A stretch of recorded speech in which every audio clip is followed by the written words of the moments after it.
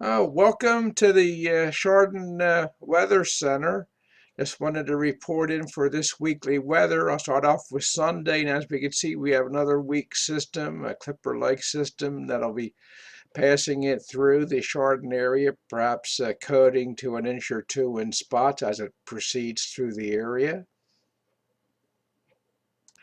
On Monday, we have a system coming through with actually a frontal boundary with a little storm system up here that's promising to produce perhaps 2 to 4 inches in a wide swath from parts of Kentucky right up into northeast Ohio, parts of western PA, into parts of western New York State.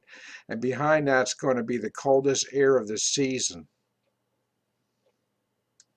From sometime late Monday night through Tuesday and possibly into parts of Wednesday, depending upon the wind direction off these lakes, with air temperatures at 5,000 feet, some 16 below centigrade on the scale, and the lake waters around 48, 49. There's going to be a huge amount of instability, and combine that with the favorable wind fetch for some of these areas downwind from the lakes, and there could be very well feet of snow in some areas again. This is something that you have to watch because it all comes down to the fetch, because we're certainly going to have a lot of instability. Let me also mention there would be widespread thunder snow with this type of setup, with the huge differences between the lake and the cold atmosphere. On Wednesday morning, it's starting to wind down perhaps some of the lake effect snows in some areas, but still could be going pretty good in some areas of northwest PA, and our good friends in the Tug Hill could certainly be getting copious amounts of snow. This, by the way, is the GFS model that I'm using for illustrative purposes.